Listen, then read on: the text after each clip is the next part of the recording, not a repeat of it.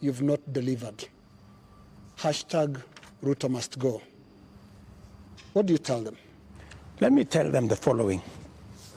Good friends, the young people of our nation, my sons and daughters who supported me to win the election. I hear you. We're going to work with them to deal with the challenge of corruption. We're going to work with them to cut down on government like this. I am going to make sure that we have a lean government that responds to the reality of where we are as a country. That is what I am telling my good young people. What should we expect on Tuesday when protesters, peaceful as some of them have been, turn up on the streets of Nairobi? Do we expect them to be chased away by the Kenya Defence Forces? First, the Kenya Defence Forces will not be on the street.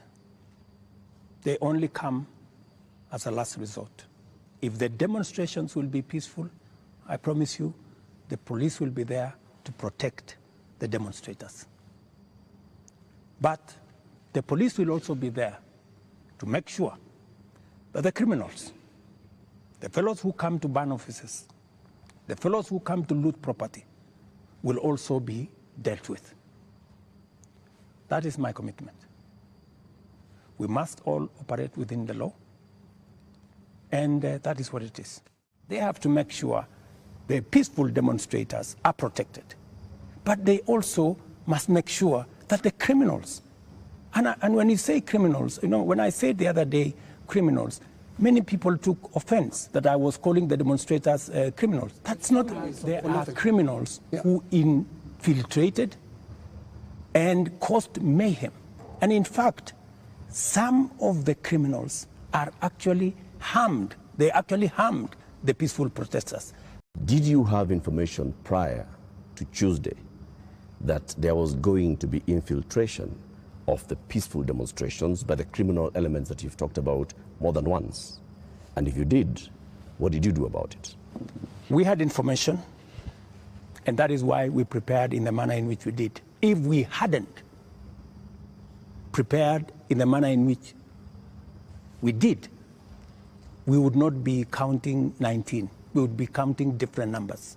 Okay. And I am telling you that the level of mobilization by criminals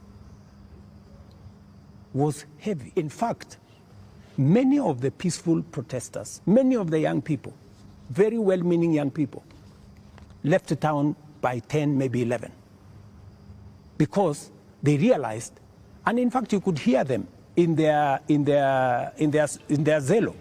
They were saying, guys, we are this is not our group. Let us go. Let us leave. You could hear them. It was in public domain that the peaceful demonstrators all of a sudden realized that the whole thing had metamorphosed into criminality. So many people ask me, Mr. President, why did you call in the army? I mean, what choice did I have? I mean, it would have been very reckless of me in the face of the kind of harm people had gone through, the 19 lives that were already lost, in the face of a burning Chief Justice office, Parliament, and the rest of it. I mean, it would have been very reckless of me not to mobilize every arm of government and every arm of our security agencies to protect the country and to protect lives. Don't inject my deputy into this conversation. I think it is not fair, since he's not here, to tell you in what context he said whatever he said. I think it is not proper to discuss the deputy president here, and he's my deputy. Please let me deal. But have you asked him that you had a press conference? Deal with the issues as they are now. I think being personal and going that direction does not help. I wish this was personal, Mr. President, but it's a really serious national issue that right after you spoke, your deputy told the whole world that he was informing us that extrajudicial killings and abductions had returned to this government that he's part of. How surely can that be personal, Mr. President? I am sure that if you interview the Deputy President, he will answer that appropriately. You haven't asked him? You can take it from me that extrajudicial killing will not be part of an administration that I run. That's why we are here. Of course, it's not going to be business as usual with the kind of reality we are faced with now. It has to be different. Do you regret anything at all? What you should have done better? What your people would have done better? Well, maybe there are things we should have done better. We should have communicated better.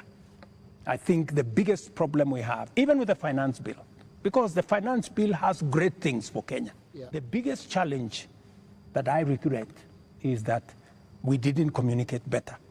Maybe we failed in explaining to Kenyans what the finance bill was all about.